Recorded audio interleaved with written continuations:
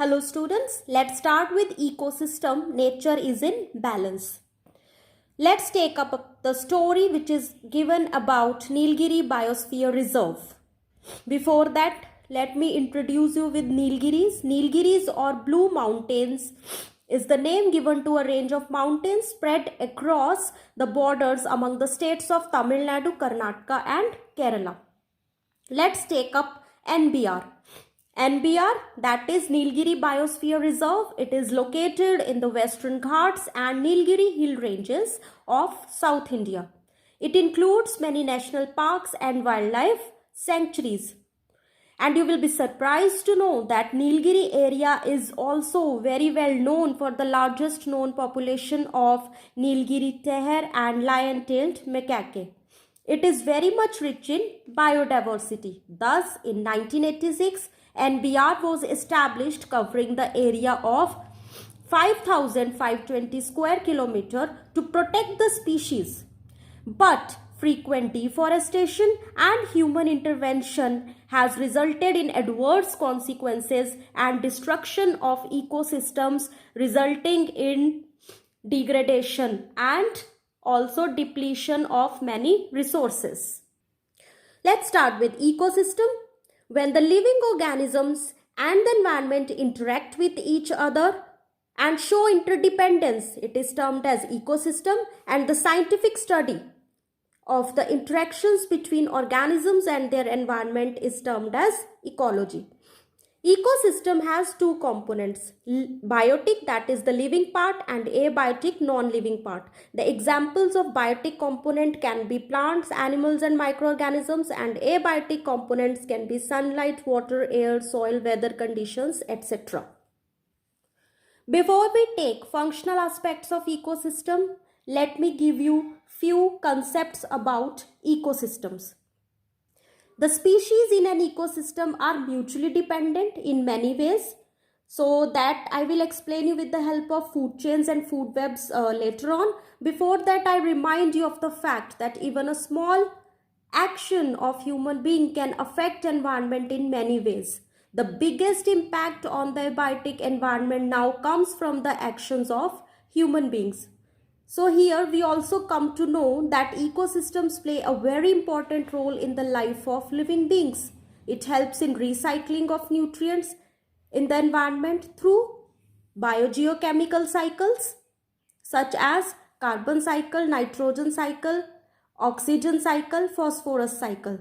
Next, ecosystems helps in the flow of energy from producers to consumers and then to the decomposers.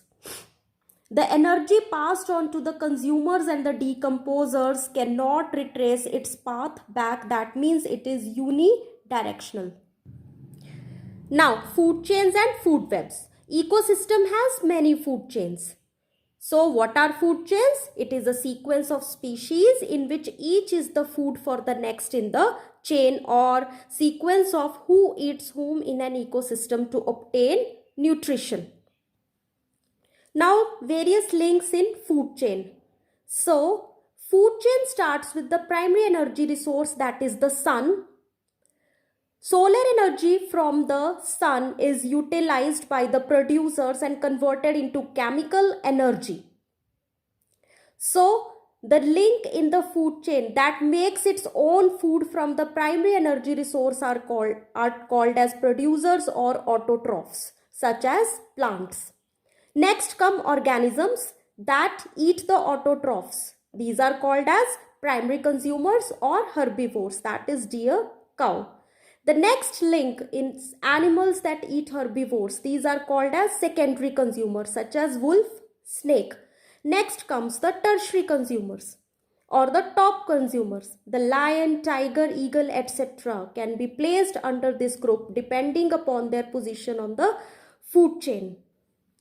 Most important fact is that the positions of some organisms in the food chain may vary according to their diet. There is a general example such as when a bear eats berries, the bear is functioning as a primary consumer. When a bear eats a plant eating rodent, the bear is functioning as a secondary consumer.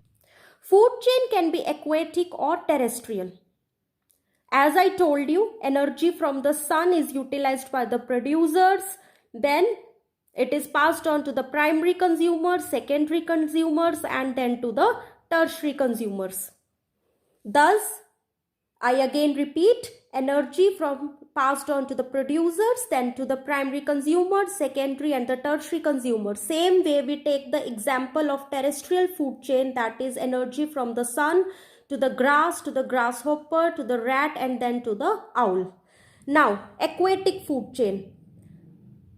Phytoplanktons, which will prepare their own food. So, energy from the phytoplankton passed on to zooplanktons, then to the small fish, then to the large fish. So, phytoplanktons can be algae, then zooplanktons can be aquatic insects, and then small fish, large fish. You all know this. So, students, planktons are small organisms which drift in ocean, seas or fresh water, such as algae, prawns, lobsters, etc. Now let's talk about decomposition. So most important role is played by detrivores and decomposers. And you should also know the difference between these two. Detrivores are organisms that feed on the decaying dead plants and animals, for example, worms, beetles. Whereas decomposers are organisms which decompose or decays dead plants and animals. For example, bacteria and fungi. So, detrivores are the organisms which are feeding on the decaying dead plants and animals which are already decayed by the decomposers. So, you should know this difference, and they play the most important role in the environment in cleaning up the earth. Thus, without detrivores and decomposers, enormous wastes of plant litter, dead animal bodies, garbage, etc. will collect on this earth. Now, food web. Network of food chains when many food chains are interconnected. So, students, practically a single food chain is not possible in an ecosystem, because in one food chain many organisms can be linked depending upon their nutrition. So practically we don't have a single food chain. All the organisms are interconnected, and so they form many interlinked food chains. So the interlinkage or the network of food chains is termed as food web. Such as you. Next, we can also represent producers and consumers in the form of ecological pyramids. So this is one of the ecological pyramids. Broader base of pyramid represents large number of organisms, and as we go up the pyramid, there are fewer consumers. For example, in the case of food chain in grassland ecosystems, producers are more in number. You can see here, and represents the base, which is broader, and it tapers as we go up to the higher level. Next, pyramid of energy. Now, pyramid of energy indicates the amount of energy flow at each trophic level in the ecosystem. As I told you, energy flow is always unidirectional and it always declines. During this transfer, 90% of energy is lost to the environment in the form of heat, and only 10% is transferred from one level to the another. For example, the energy produced by the producers is 10,000 units. So only 10% of the energy will be transferred to the next level. So 10% of 10,000 will be 1,000, and so on. Here we conclude the core functions of ecosystems, that is production, consumption and decomposition. So production is the conversion of solar energy into chemical energy by the process of photosynthesis, such as in green plants. Consumption. It is the transfer of chemical energy produced by the plants to other organisms through the process of eating and being eaten. Then decomposition, it is the breaking down of organic matter to recycle the material to release nutrients and energy in form of heat. Last we have story of Gulf of Mannar. Now it is one of the world's richest regions from marine biodiversity perspective. If we take, so it is one of the richest region. It is located in the southern eastern tip of Tamil Nadu, and it is a large shallow bay. It is in the Indian Ocean. It includes 21 islands and has more than 3600 species of flora and fauna, and it is very much rich in biodiversity, I told you. But this biological paradise is in trouble due to human intervention again. But if we see, we have taken some steps to protect it, and some threats are given, such as bottom trawling, coral mining, and industries. So these are the threats posed to the Gulf of Mannar. Now let's talk about bottom trawling. Bottom trawling is referred as trawling along the seafloor, that is towing a trawl fishing net along the seafloor. Such dragging nets across the seafloor to scoop up fish not only harm marine species but also stirs up the sediment lying on the seabed and destroys the ecosystem.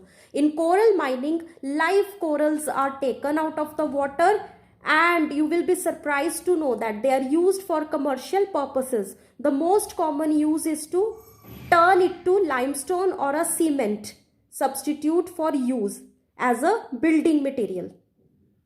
So thus we conclude, there are some conclusions which we can draw after this study, that ecosystems are in a delicate balance, and each species in an ecosystem has found its habitat. So balance in an ecosystem can be easily upset due to, as I told you, due to natural calamities, due to human interventions. So in recent times, human activities have destroyed many ecosystems, many species, and they are becoming extinct. So we have to protect our ecosystem by judicious use of resources. So this was all about the ecosystem. Thank you, students.